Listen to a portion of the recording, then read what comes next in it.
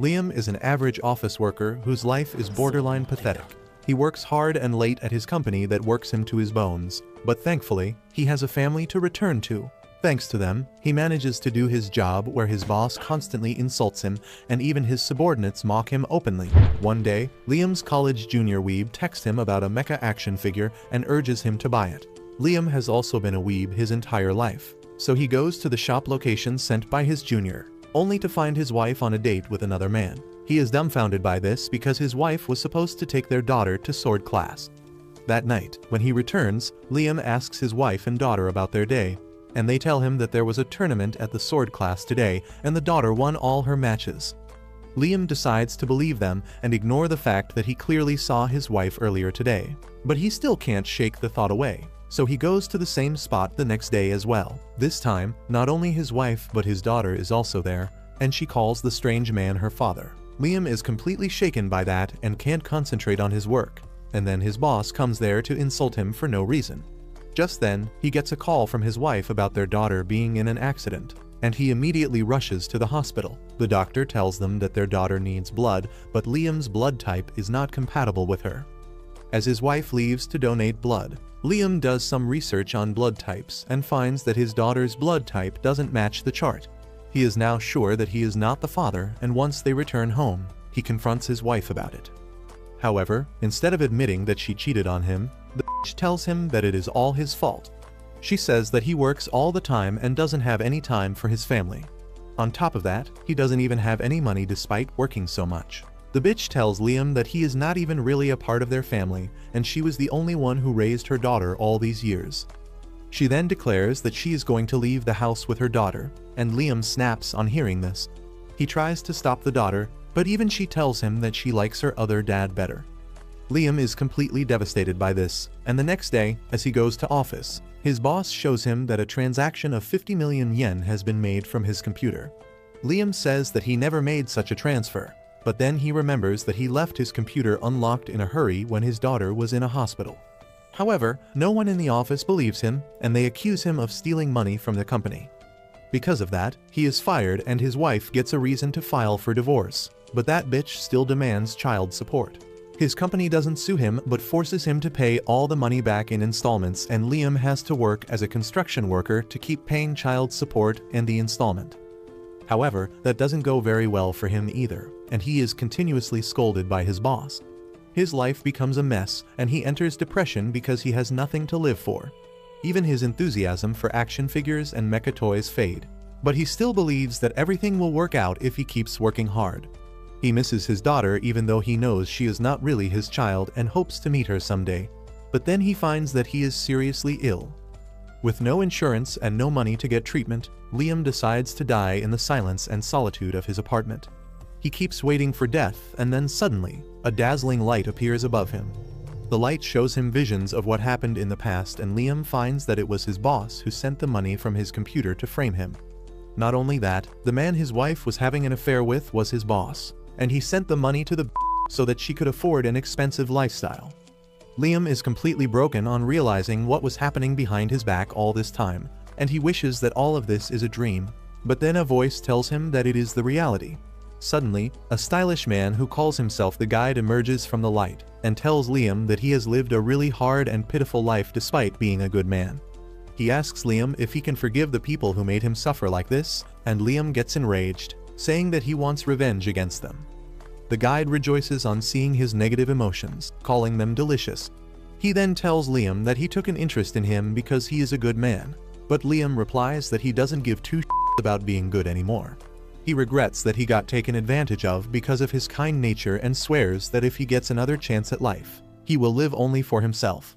He promises that he will even become a villain who tramples on everyone else, and the Guide tells him that he has just the thing for him.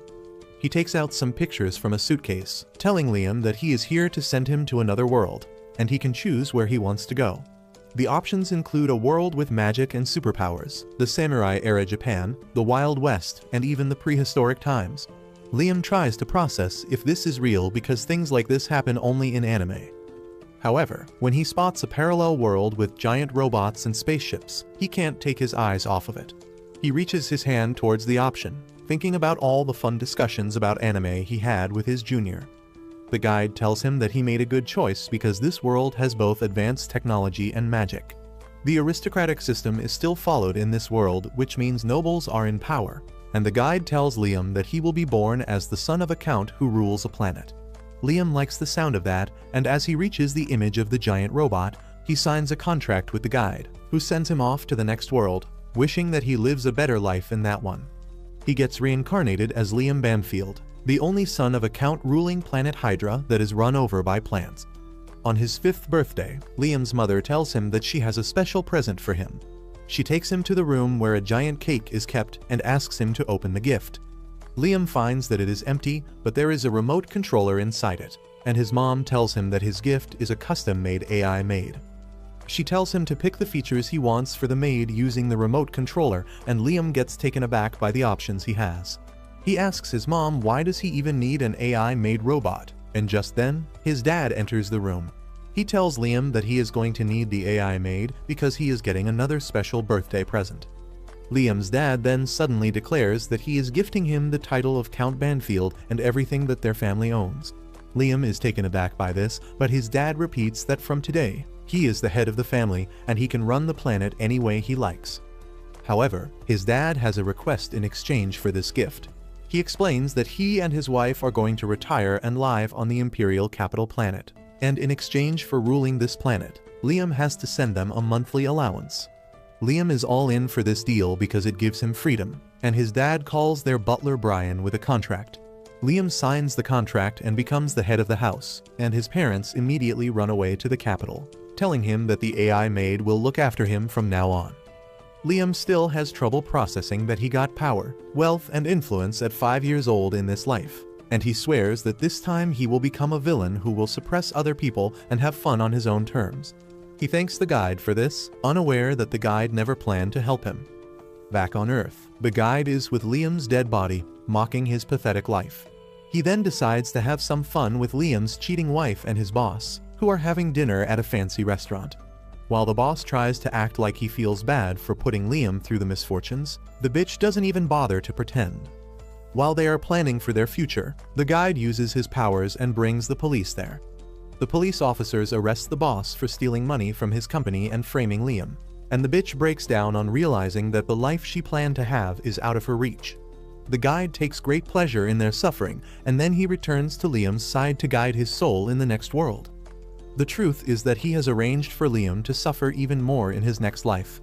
The guide knows that when he realizes that he was set up, Liam will direct all his negative emotions towards him, and he will consume those emotions to become even stronger. Not only that, the lifespans in the next world are incredibly long, and the guide hopes that Liam suffers for a long time and keeps providing him nutrition. On the other hand, Liam soon gets his AI-made robot with the highest spec components and all the features selected by him. He is really excited for the unboxing, and butler Brian tells him that he just needs to touch the box to open it. As Liam touches the packaging box, it suddenly vanishes and the AI maid comes to life. She introduces herself as Amagi, and Liam introduces himself too. Brian tells him that the maid robot needs just 2 hours of maintenance each week, but Liam is not listening to him. The little pervert drags Amagi to the playroom with him to check out all her features in detail, and once they return, he is really comfortable around her. Brian freaks out, thinking that his new master is a pervert, but Liam tells him to relax because he has the mind of a 36-year-old adult. Brian tells him that 36-year-olds are still considered children, and Amagi adds that the official age of adulthood in the Empire is 50. However, most people are not considered proper adults till they reach 100, and the average life expectancy is also around 500 years. Liam gets excited thinking about all the things he can do in his long life, but then Brian warns him not to be too close to Amagi. Liam asks him the reason for that, and the butler explains that the Empire hates AI more than anything, because humanity was almost wiped out by AI once. Luckily, a group of brave people stopped AI from completely driving humanity to extinction, and those people founded the Empire, and now they hate AI in any form. Liam is curious about why his mother would give him an AI maid if she knew about this, and Brian tries to keep it a secret from him. However, Liam pulls the "I am the captain now" speech on him and orders him to reveal the truth. Brian nervously tells Liam that his parents abandoned him and ran away because their family is drowning in debt. Liam is shocked to hear this, and Brian explains that his great-grandfather was a great man, but his successors were terrible at ruling the planet. The butler then explains that most of their resources are in the control of the loan sharks, and even the economy of their planet is not good. Liam doesn't understand why his parents would dump all the responsibility of their declining territory on him, and Brian tells him that the only reason they gave birth to him was so that they could dump their responsibilities on him. Liam is pissed because he went through one life of being used and then discarded, and it seems like the same thing is going to happen again. He decides that it will not happen as long as he can do something about it, and tells Amagi that both of them are outcasts for this society, so they should team up. He asks the maid to join him because together they can seize the power to do anything they want, but she refuses and kneels before him. She tells Liam that her only purpose in this world is to serve him, and he doesn't need to ask her to team up with him. She promises to serve him in any way possible, and Liam decides to give her the 3 laws of robotics to protect humanity. However, he instantly changes his mind because he is no longer going to be the good guy. He decides to be as selfish as he can, and revises the 3 laws so that they only apply to him. The first law states that Amagi cannot harm her master directly or indirectly. The second law asks her to obey all his commands, and the third law asks her to protect herself as long as she doesn't need to violate the first 2 laws. Once Amagi has engraved the 3 laws into her system, Liam asks her what he should do to make his territory better and prosperous. She suggests he use an education capsule that will put knowledge and experience directly in his brain and also strengthen his body. She tells him that he will have to be in the education capsule for a few months, and during that time, she can take care of his territory on his behalf. Brian panics on hearing this and tells Liam that letting an AI maid handle the entire territory is dangerous for humanity. Liam tells him that it is not dangerous because he does not want to destroy humanity, and according to the second law, Amagi will follow his instructions perfectly. The flustered Brian tells Liam that the Empire will not accept this, but Amagi checks the Constitution and replies that there is no law preventing AI from helping with governance duties.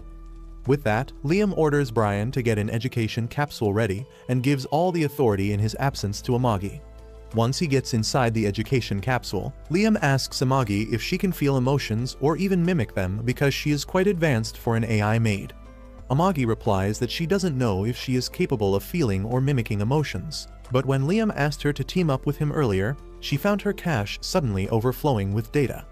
Liam realizes that Amagi can really feel some sort of emotions, and he asks her to take care of everything while he speedruns through his school and college education. Liam gets out of the education capsule after exactly 2 years with decades of information and experience stored in his brain.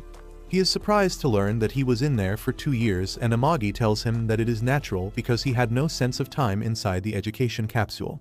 Liam then notices that his body has also grown bigger and stronger in 2 years thanks to the capsule, and Amagi tells him that he will need some rehab to get used to this growth. Once Liam is done with the rehab, he takes charge of his planet and receives a report from Amagi. He finds that the condition of the planet has been improving slowly, and decides to take a closer look at their main facilities. Amagi takes him to the spaceship launch pad first, and Liam starts drooling as he sees spaceships take off and dock in their floating dock, which serves as their line of defense.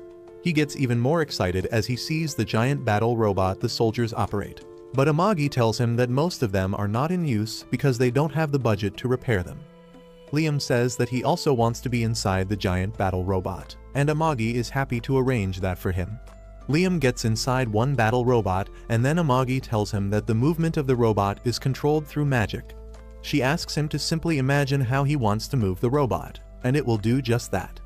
Liam gives it a try and finds that getting the battle robot to move is not really hard. However, Amagi tells him that she removed all weapons from the robot's suit to ensure his safety. Liam says that he really wants to fight someone in the robot, and Amagi arranges for that by summoning the captain of their troops. Liam charges directly at the captain's battle robot and knocks him down, but he quickly realizes that the captain is not being serious with him. He yells at him to fight earnestly, and the man obeys his command. Liam charges at him again, but this time, the captain disarms his robot and then slams it to the ground. Liam is surprised by the difference between them, and Amagi tells him that since the captain has more experience and training, he can visualize moving his robot much better than a total noob. This makes Liam realize that he is too weak, and he decides to train to become stronger. He orders Brian to find him the best martial arts instructor around, and the butler tells him that he is a ruler so he doesn't need to learn to fight. Liam shuts down his advice because he was suppressed by powerful people in his previous life, and this time he wants to be more powerful than anyone else. Soon after that, a samurai named Yasushi arrives outside the castle to become Liam's teacher. Liam instantly starts fanboying after seeing Musashi Mihawk and thinks that he is a great martial artist. He says that he is really excited to learn from one of the best martial artists in this world, and Yasu starts sprouting philosophical about how he strives to make his martial arts style the best in the whole empire, but it is a process that never ends. Liam is even more smitten by him now, and when Amagi tries warning him that the swordsman looks shady, he overlooks her warning, saying that being a little shady is the proof that he is a great swordsman. He is certain that Yasu is solely focused on becoming strong, so he seems detached from the world, but Amagi tells him to at least test him out. Liam agrees and asks Yasu to show his skills, so he takes him to a nearby place where some wooden logs are standing upright. Yasu says that he is going to show him the secret technique of his martial arts style, but he can show it to him only once, and he must memorize it in that chance. Liam asks Amagi to record everything, and then Yasu takes his stance.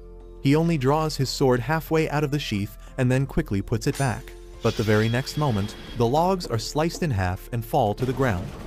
Liam is shocked to see this, and he asks Amagi to analyze the recording and tell him how Yasu did it. The recording shows that he didn't even draw his sword, and Liam is dumbfounded as he thinks that Yasu was so fast that even Amagi could not record his actions properly. He eagerly asks Yasu to be his teacher, and he gladly accepts. However, he returns to the site later at night, laughing at Liam because he fell for his trick that used logs that were already cut in half. Unaware that he is getting scammed, Liam keeps training under Yasu in sword and spear arts. He keeps getting better at the basics over the years, but never gets close to learning the secret skill that he thinks Yasu possesses. One evening, after training hard for 3 years, Liam tries cutting a log of wood with an aerial slash, but obviously nothing happens.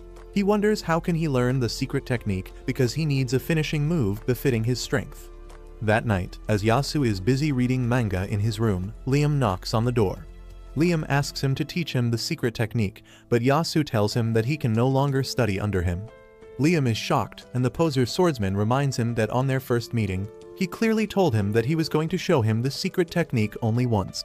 He says that it was his fault for not learning it there and then, and therefore he doesn't deserve to study under him anymore.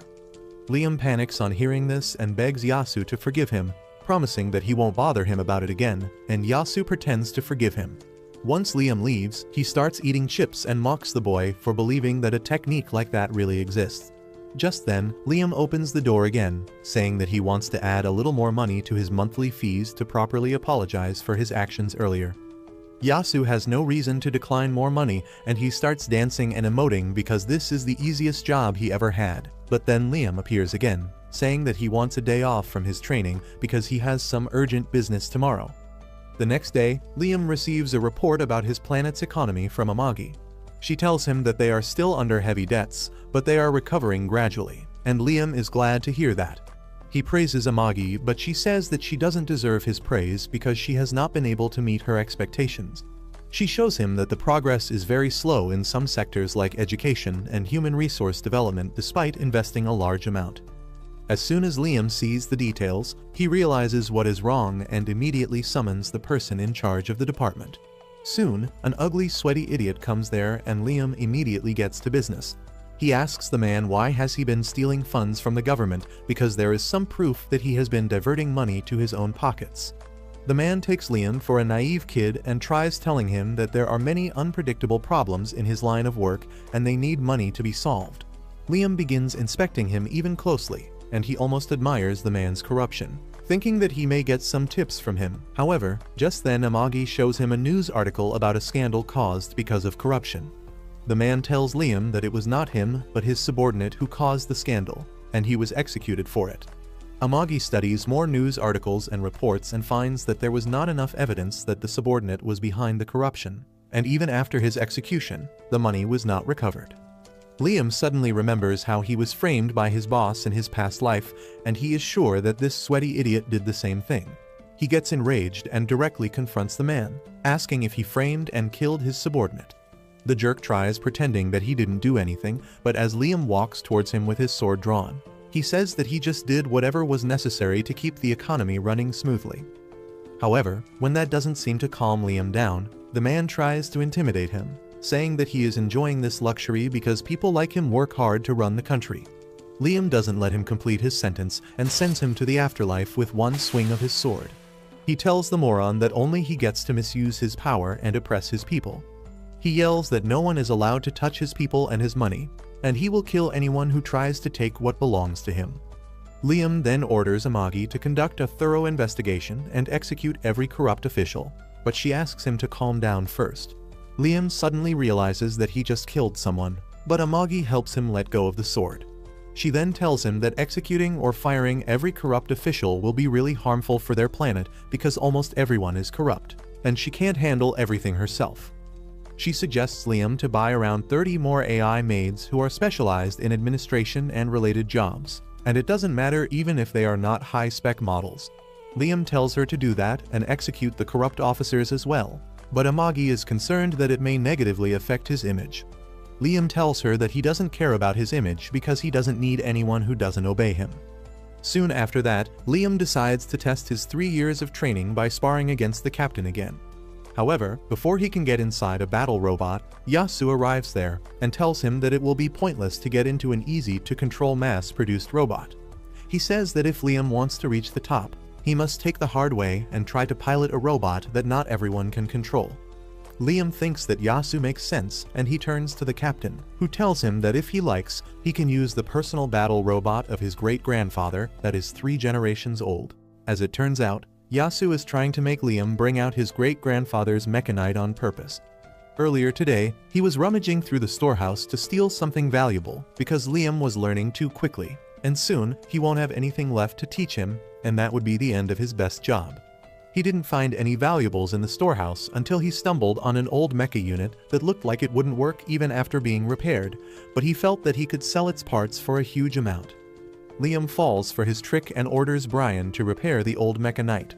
Brian tells him that the unit is too old and unfit to be used, and he should use a mass-produced unit to learn the basics. But Liam refuses, saying that his teacher has told him that the truly skilled fighters can pilot even the most difficult mechas. Brian doesn't have any reply to that, so he simply suggests Liam to at least stop wasting his time training because he is already too good. Liam refuses this suggestion too, saying that he is training to use the ultimate move Yasu showed him. In the meantime, Amagi goes to check the old mecha on Liam's order. She doesn't trust Yasu at all, but she can't refuse her master's orders, and she wishes that the old mecha keeps him safe. A few days later, an engineer named Niaz arrives on the planet to repair the mecha. She introduces herself as an engineer from the 7th Imperial Weapon Factory, and Liam introduces himself in response. Niaz suddenly starts staring at Amagi and Liam gets defensive, asking if she has any problem with his maid. However, Niaz is actually interested in Amagi because she has never seen such an expensive custom-made AI robot. She tries examining her in detail, but Liam stops her and tells her to just do the job she is here for. He then takes her to the old mecha, and Niaz immediately tells him to forget about it and buy something new. Liam is adamant about repairing the old unit, and Niaz tells him that they have stopped manufacturing this model long ago, so the spare parts will be rare and expensive. Liam tells her to replace the parts she can't find with modern ones, but he wants her to keep the controls manual. He tells her that he doesn't care how much it costs, and Niaz is glad to hear that.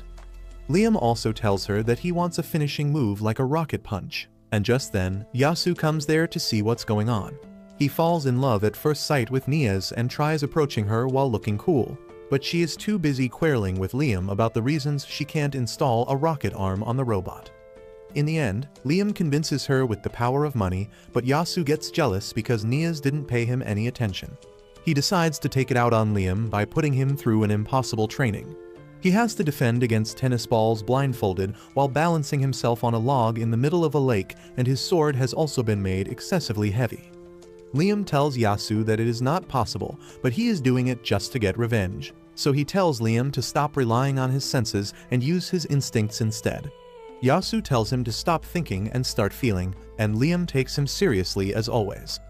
A few days later, Niaz finishes repairing and customizing the mecha unit, and Brian gets nostalgic remembering the glory days of the Banfield family. Nias then shows Liam how to use the mecha and takes him inside for a demo. The control room has been made bigger using spatial magic, and once Liam sits on his seat, the mecha scans him and assigns him as its master. Nias tells him that now the unit will only recognize him as its pilot. With that, Liam tries to take a step forward in the mecha, but it ends up falling on the ground because it doesn't have any features to assist him in moving. Nias tells him that this will make it much harder to control the mecha, but if Liam can master it, he can move it exactly like his body. Liam decides to try again, and this time he successfully gets up and walks outside the storeroom. Nias is impressed by his skills and tells him that if he can control the mecha so well right off the bat, he must be a real genius.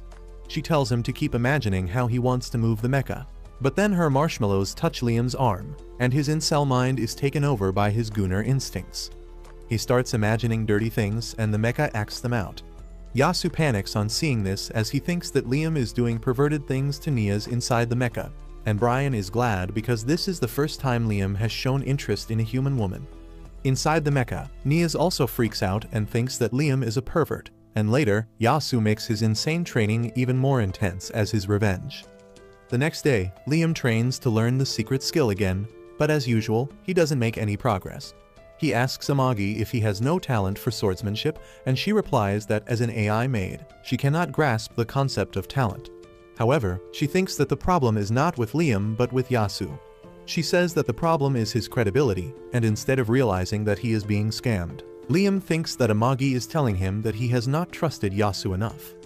Amagi tells him that she meant something else, but Liam has already realized what he is lacking. He says that Yasu cutting the logs that were out of his sword's range is physically impossible, but this world also has magic. He believes that magic is the only explanation of how he can use his ultimate move. Liam says that if he focuses his magic on his sword and imagines himself swinging it out as a flying slash, he might be able to use the ultimate move as well. He immediately starts practicing with this principle in mind, and years pass with him trying to send a magical slash towards his target, and one day, he succeeds in breaking through his limits. The next day, Liam invites Yasu to see his progress. He then uses his special technique to send a magic slash and cuts a wooden log in half, and Yasu's mind is blown. He wonders how could Liam have learned the technique when it was fake from the beginning. Liam asks him if he has passed, and Yasu has no answer because he has managed to do the impossible. He stays silent, wondering what to say, and Liam thinks that he is upset because he grew content just after learning to cut things at a distance. Well, Yasu says just that, telling him not to get complacent even though he has achieved a great feat, and tells him to keep working hard to become stronger. A few days later, Liam receives news that pirates have attacked one of the planets under his domain. Amagi tells him that the planet was unfit for living or mining, but she succeeded in establishing a factory there, and now the pirates are trying to plunder it. Brian informs Liam that their soldiers are fighting against the pirates, but they won't last too long. Liam immediately turns to Amagi for a strategy, and she tells him that they can use the planet's horizon and unique gravity to launch a surprise attack on the pirates. He tells her to handle the battle in space and capture the pirate ship while he joins the soldiers in defending the factory. Brian tells him that it is too dangerous, but Liam doesn't listen to him and gets inside his mecha knight. Amagi launches him towards the planet, and Liam uses the clouds to hide and launch sneak attacks on the pirates. The pirates panic as Liam's mecha begins hunting them down, and some of them attack him from behind, but thanks to Yasu's insane training, Liam has developed observation haki, and he easily takes the pirates down. He uses his observation haki to detect enemies hiding behind the clouds and uses another weapon to shoot them down. The pirates grow even more concerned and decide to retreat, but then Liam uses his flying slash, cutting through dozens of their mechas at once.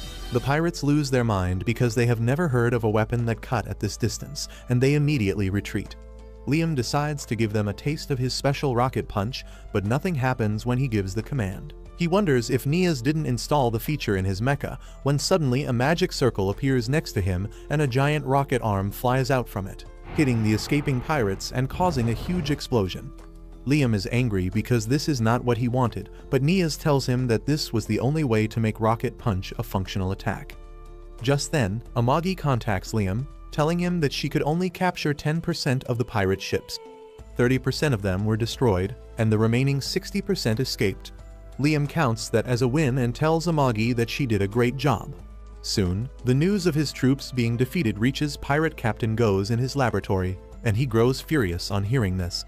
His assistant tells him that the pirates underestimated the enemy and tasted defeat, and they retreated to cut their losses. The pirate captain calls the retreating pirates wimps and declares that he will not tolerate losers in his crew. He orders his assistant to get the entire fleet ready because they will destroy the ones who ran back home to send a message to everyone that Captain Goes doesn't take failure kindly. He gets ready to lead the fleet himself and tells his latest test subject to wait a little longer because he will have fun with her later. Back on Liam's side, he docks with the space station outside his planet, satisfied with his victory over the pirates. Amagi congratulates him on winning his first ever battle, and Liam says that what is even better than the victory is the fact that they got some loot. Amagi tells him that according to the laws of the Empire, if they capture a pirate ship, the ship as well as the cargo inside it belongs to them.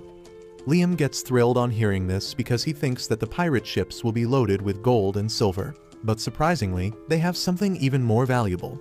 As the soldiers take out huge crates of rare minerals like adamantite and mithril from the pirate ships, Amagi tells Liam that they are really valuable. He is not satisfied with that because he wanted gold and diamonds, but Amagi tells him that gold doesn't have any value because it is mostly a useless element, and diamond is just carbon so they can make it at home.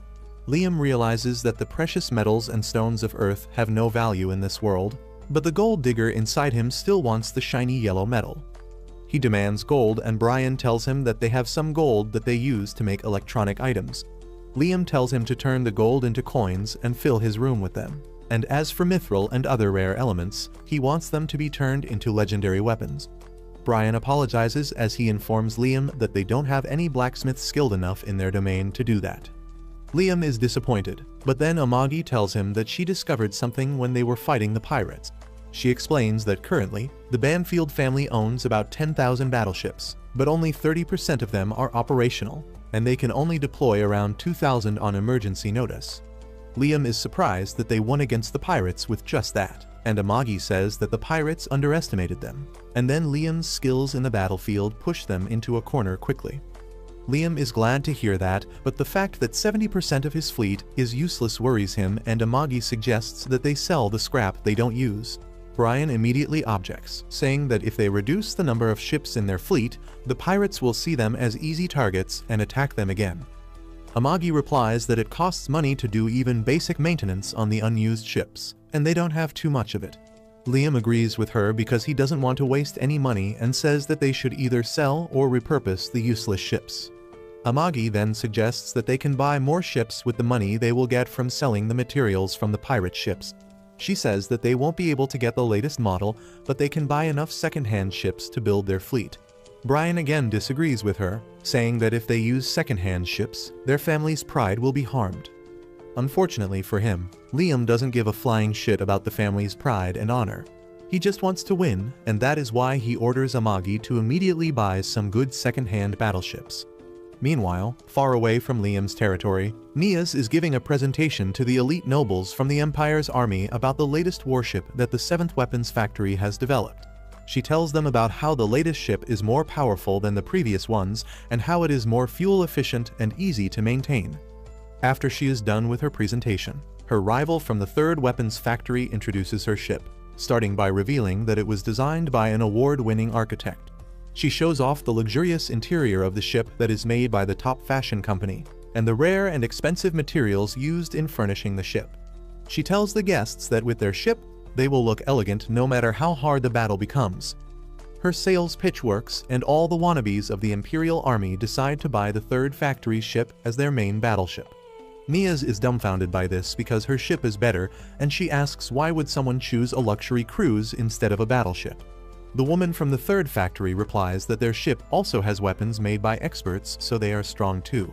But being strong is not enough, and they have to be beautiful to attract customers.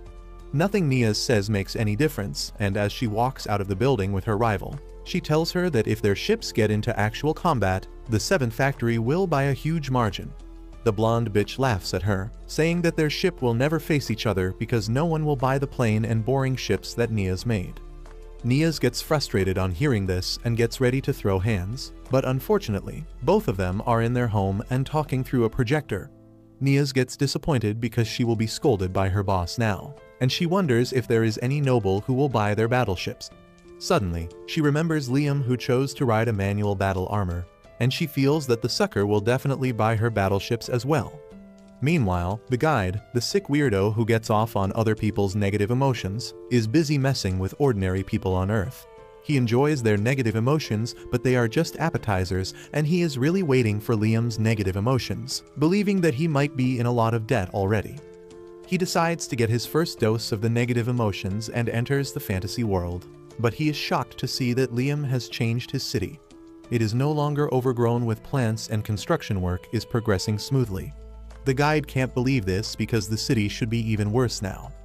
He then thinks that at least Liam should be pretty disappointed about his swordsmanship, because he personally sent the scammer named Yasu in his direction. He goes to check up on the useless swordsman and finds him drunk in a bar, bitching about how his student became a first-class swordsman even though he is not even a third-rate swordsman himself. He complains that he kept following the stupid training methods and somehow managed to copy a magic trick and make it a real attack. The guide is confused by this and checks on Liam directly, only to find that now he can copy the exact move that Yasu showed him on their first meeting. However, Liam is not satisfied with this because he thinks that Yasu lowered his level to show it to him, and if he used his full power, he could cut a target from as far as a mile.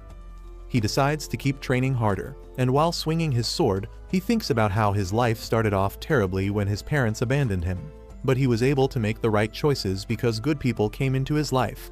He thanks the guide for sending him here, and these positive emotions make the weirdo fall to his knees because he feels pain when exposed to positivity.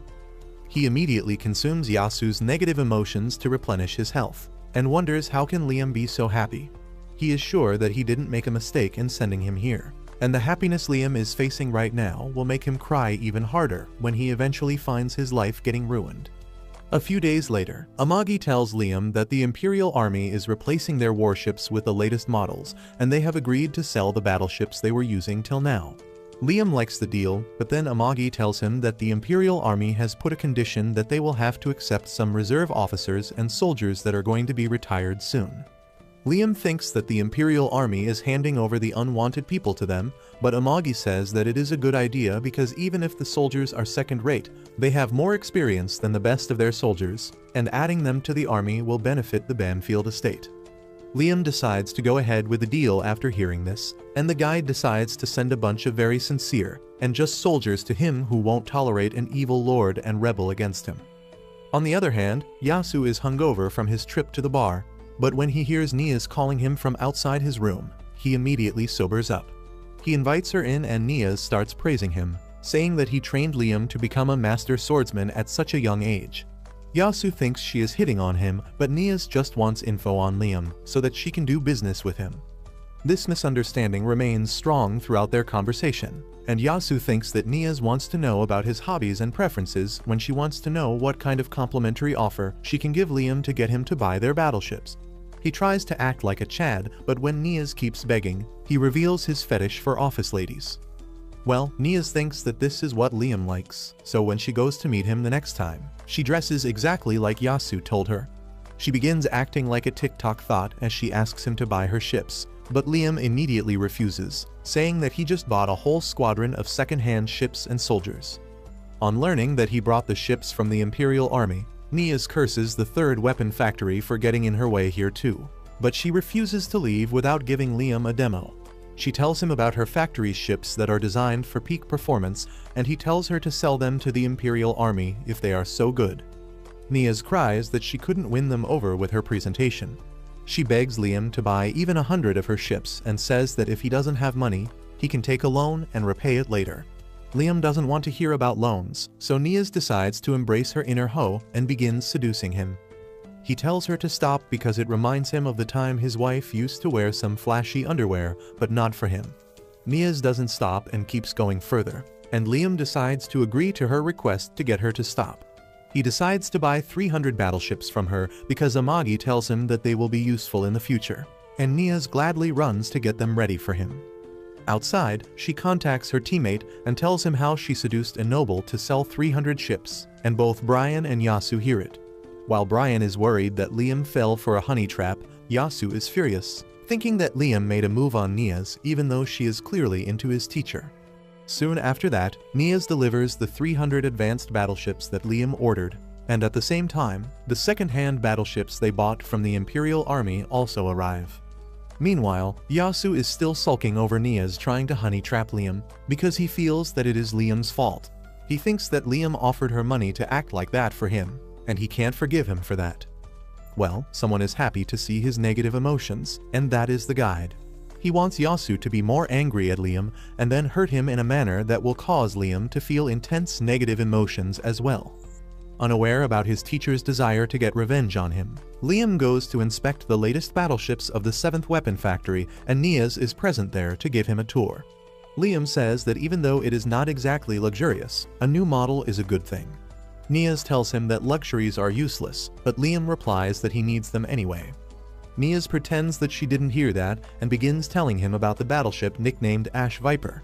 She starts acting like a car salesman and tells Liam to operate the ship at less than 25% power for the first 3,000 space kilometers and change the neutrino oil every 5,000 space kilometers. She also tells him that he will get loyalty points that will give him benefits if he only contacts their factory to repair the ships, and Liam asks if she is selling him a battleship or a car. Niaz pretends not to hear that too and asks him to sign the receipt. After that, Niaz begins acting like a hoe again and requests Liam to give her the pirate ships he captured recently. He refuses, saying that he plans to add them to his fleet as well, but she keeps begging. Suddenly, Amagi comes up with an idea and tells Liam that they can give some of the ships to Niaz and ask her to modify the rest because most of the ships are in a terrible condition and they may stop working anytime. Niaz says that she will gladly accept those conditions because pirate ships use unknown technology from outside the Empire and all researchers are eager to study them. Liam also likes the idea, and he immediately takes Amagi and Niaz to check the pirate ships. They find that its interior is quite different from their ships, and Niaz finds a lot of new buttons on its control panel. Liam notices a steering wheel, and the one-piece weeb inside him awakens on seeing this. He tells Niaz that he wants to put this steering wheel on his battleship, and she warns him that it will be useless because it makes controlling the ship harder. Liam tries acting like a Chad by saying that sometimes a man wants what his heart says even though it is useless. She just sighs and agrees to do it, but then she notices a very unusual device in the pirate ship and begins geeking over it. Liam gets bored by her yapping when he spots a glowing creature disappearing around the corner. He runs after it, telling Amagi that he thought he saw a dog. Suddenly, he sees the same glowing dog disappearing into the corner in front of him again, and he decides to follow it. The trail leads him and Amagi to a strange room, and she plugs herself into the console to find that it is the navigation room. She activates the navigation devices, and the floor turns into a map of all the places that the ship has been. They find that the pirates have been raiding ships throughout the Empire, but then Amagi notices something even more worrisome. She says that once the pirate ship finishes its raids, it always teleports back to a warp gate at the boundary of the Empire. From there, it uses a short warp to go outside of the Empire's territory. Liam is intrigued, and he asks her if the pirate ship goes to another empire, but she tells him that it goes to the battlefield at the border of the empires. She explains that it has been a place for different nations and nobles to fight, and Liam realizes that the pirates are using it because no one bothers to capture them in a lawless zone. He then asks Amagi about their destination when they use the short warp, and she says that it is not a fixed point, but she senses a pattern. She starts decoding the pattern, and within a few seconds, she finds that their destination for the short warp is a rogue planet with an unusual orbit that moves very quickly in a region full of small black holes. She says that the gravity of the black holes make the orbit really unpredictable, and the only way pirates can teleport to it is because they know about it in advance. Liam is really curious now, and he says that this rogue planet is the perfect place to hide something. Amagi agrees, saying that this must be the hidden base of the pirates, but Liam disagrees with her. He says that this is definitely a treasure island, because pirates always stop by treasure islands after completing their raids. He tells Amagi to get his fleet ready at once because they are going on a treasure hunt. On the other hand, pirate Captain Goes has captured his underlings who ran away after losing the fight with Liam. Goes is furious that his men lost to a poor and weak noble, and he declares that he will restore his honor by crushing Liam himself. But before that, he destroys the ships of the cowards who ran back, and then he orders his men to warp to the Pomonia Gate at the border of the Empire. At the same time, Liam and his troops also finish their short-range warp and reach their nearest warp gate, which will lead them to the Pomonia Gate. However, they can't use it because the authorities that maintain the warp gate don't allow them to use it. The supervisor contacts Liam, telling him that he needs to pay a toll to use the warp gates based on the weight of his vehicles and the distance covered. He clearly tells Liam that the toll for teleporting 7,000 warships to the border of the Empire is quite high, and he needs advance payment because he doesn't trust the Banfield family's ability to pay the toll later. Liam promises that he will pay the amount in full once he returns, but the supervisor tells him that there is no guarantee that he will return because if he gets caught by pirates, it will be over for him. Liam refuses to return because it cost him a lot of money to bring his troops here, and he is not going to waste his time and resources by turning around to bring his wallet. He then turns into a Karen and says that he wants to talk to the manager. The supervisor tells him that he is the highest-ranking person here, and Liam decides to talk to him face-to-face. Amagi thinks that it won't change anything because they are not even close to a deal right now, but Liam tells her that humans have a unique ability to understand each other better when they meet in person. Meanwhile, Goz and his pirate ships reach the Pomonia Gate and the authorities on their side are already in his pocket. He pays them the usual amount and gets them to link the warp gate to the location where Liam's troops are waiting. But he doesn't know about that yet. At the same time, Liam is in the office of the Warp Gate Authority, and he tells the supervisor to open the gate for him because he will definitely pay him back once he returns. However, the supervisor stands on business and refuses all his attempts to convince him. Just then, he gets a call about the pirates coming through, and he tells Liam to go home because he has other things to do. Liam is disappointed about that, but then he again feels the glowing dog running behind him, and he decides to see what the hell is going on. Meanwhile, the pirates enter the warp gate and a wormhole connects them to the gate on the other side. As they travel through the gate, Goz tells his men that they will destroy the Banfield family and plunder everything they have. On the other hand, the supervisor on Liam's side tells his underling not to worry about who is coming from the other side of the warp gate because it is none of their business. His subordinate, however, knows that it is a pirate crew, and he is worried about Liam's fleet that is stationed in the waiting zone right now. The supervisor tells him to stop worrying because it is only natural for pirates to target a weak noble family, and they shouldn't stick their nose where it doesn't belong because they receive a lot of money from the pirates. He then tells everyone in the control room that they will take a 30-minute break now so that they don't see or hear anything, and 30 minutes is exactly how long it will take the pirates to cross the gate. Well, just as everyone leaves the control room, Liam arrives there, chasing the glowing dog. He is still confused about it, but when he notices that he is in the control room and the warp gate has been connected to Pomonia, he suddenly gets happy. He thinks that the supervisor refused to listen to his request publicly, but he turned out to be a tsundere who secretly helped him in the end. Liam thinks that everyone left the control room to keep it a secret that they helped him. He gets happy, but then he notices that the direction of the wormhole is opposite, and he decides to fix that. He sits down on the control panel and reverses the direction of the wormhole forcefully, but that creates a problem and the wormhole branches out, taking Goz and his fleet into another direction, which they don't even realize. Just then, Amagi contacts Liam, asking him to return because they can get the permission to use the warp gate now. He returns immediately and asks how can they get permission, and Amagi says that she contacted Nias for help, and she told them that they can use the 7th weapon factory as a guarantor. Nias says that since they have done good business, she can do at least this for him, and Liam is glad to hear that. Since there are no problems now, he orders his fleet to enter the warp gate. They soon exit the Pomonia Gate, and Liam orders Amagi to initiate a short-distance warp to the Treasure Island as soon as their entire fleet assembles. On the other hand, the pirates are getting impatient because they should be out on the other side by now, but they are still stuck in the wormhole. Suddenly, they notice that they are approaching a gate, but once they exit it, they realize that they are doomed. Instead of going to the area near Liam's territory, the pirate fleet ended up in the Imperial Army's training ground, where 70,000 of Imperial battleships are stationed at the moment.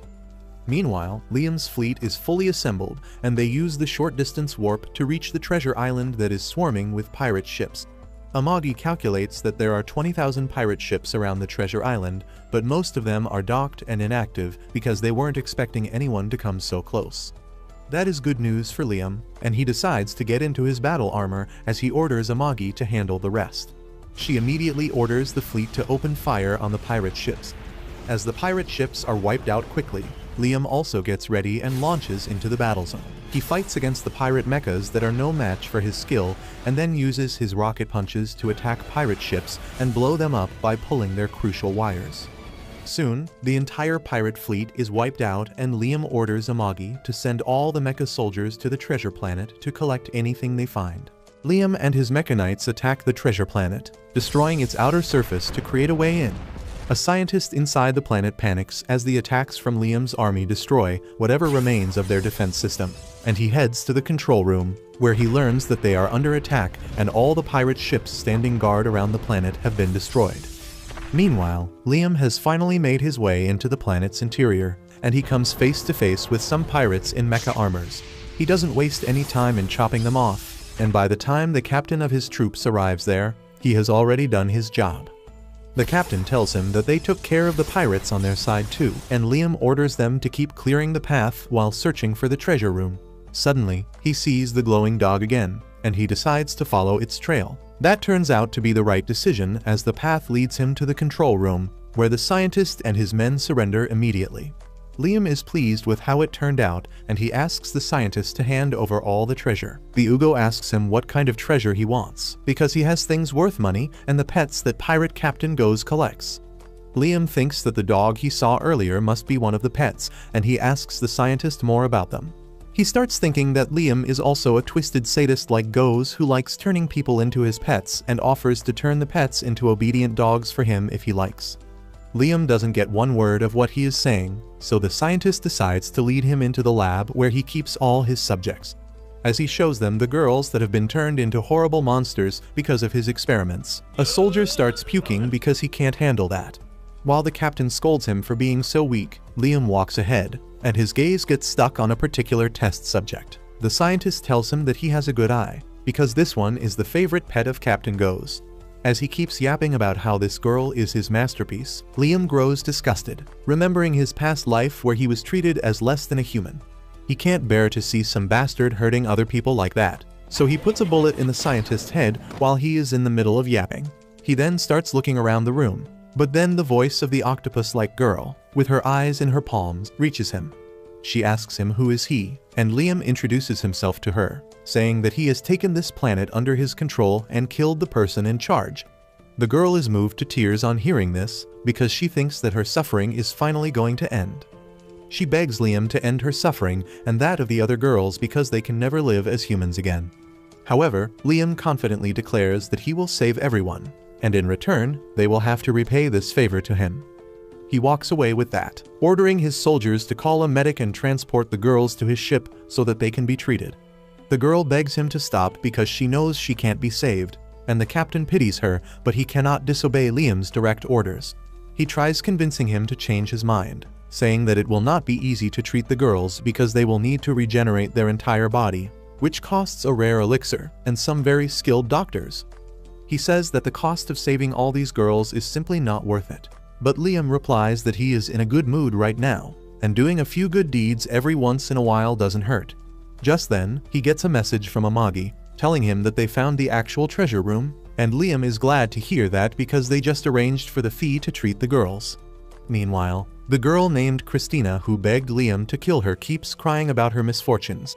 She used to be the Princess Knight of the Holy Kingdom, and everyone was proud of her achievements in fighting pirates.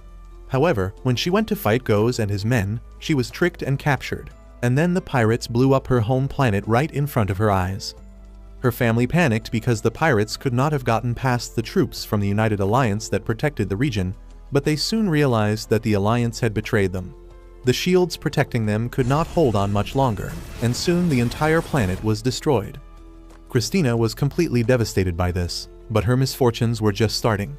After destroying her planet, Goes took her and her subordinates to her treasure island. While everyone was afraid, Christina still clung to hope and assured them that help would come for them soon.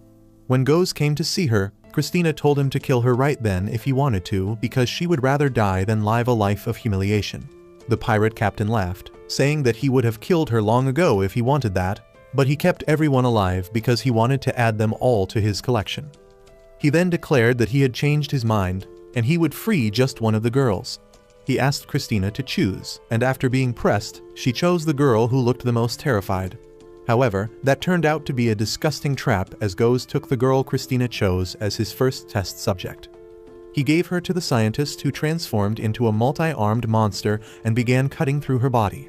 Christina lost her mind and begged Goes to stop, but he just laughed and told her that if he stopped right now, the girl would die. The traumatized Christina had no choice but to let the evil scientist experiment on the girl. He soon turned her into a monster, and as Christina watched in horror, Goes told her that she will be soon turned into something even more spectacular. She asked him how the hell could he do something like this, and he told her that he enjoys it. He says that it is not fair that he is so ugly, so he turns beautiful girls into ugly monsters and watches them completely break down. Soon, he dragged her into the experiment chair, and Christina could no longer be brave. She begged Goes to stop, promising to do anything in return, but he laughed at her, saying that she is going to be his favorite pet from now on. He told her that he didn't pick her first on purpose because he wanted to see how ugly she would become and despair about it. Goes then ordered the scientist to pluck Christina's eyeballs and plant them in her hands so that she could see how ugly she was even without a mirror. Christina kept crying and screaming, but it was all pointless, and she was turned into an ugly green monster, and then the rest of her girls suffered the same fate. Back to the present, Liam returns to his home planet and Nias comes to visit him. She has learned about his victory on the pirate base and asks him to buy some more battleships to celebrate the occasion. Liam tells her to stop ripping him off, but Nias says that her battleships were useful and he made a great profit from the raid, so he should invest some more money.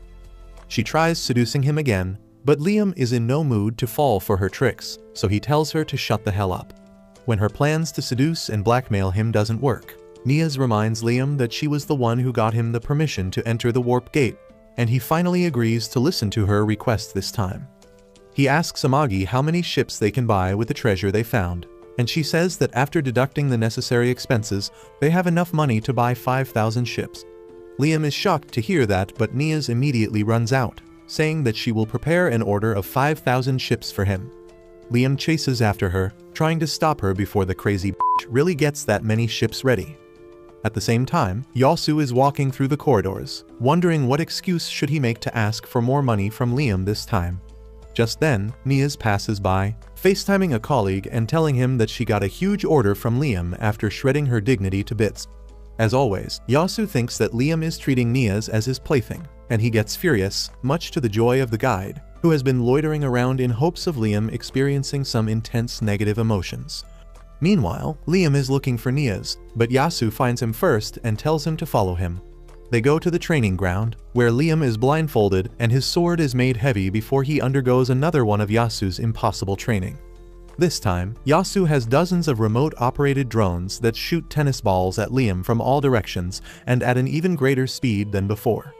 Liam can't even react to them and he keeps getting hit, and then Yasu increases the power even more.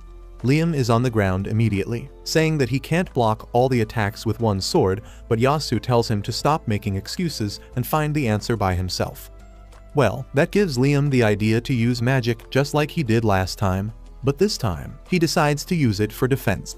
He tries converting his magic into a barrier and immediately succeeds in doing that. As the barrier reflects all the balls, Yasu watches Liam dumbfounded as he begins his "I understand it now" speech. He then uses the barrier to send all the balls back in the direction they came from, and all the drones are destroyed. Liam then removes his blindfold and asks Yasu if he did well, but Yasu himself has been hit by multiple balls. He begins freaking out on realizing that Liam is truly a genius and he will soon see through his scam. He already knows that Liam has executed corrupted officers and subdued pirate fleets, and he fears that once Liam realizes the truth, he will kill him. He decides to escape before such a thing happens and starts walking away. Liam asks where is he going and Yasu says that he has nothing more to teach him. He tells him that he has learnt everything from him and now he just needs to practice however he wants because the path of swordsmanship is unending. Liam screams that he doesn't want that and he should still train under him, but Yasu yells at him, telling him to stop acting spoiled.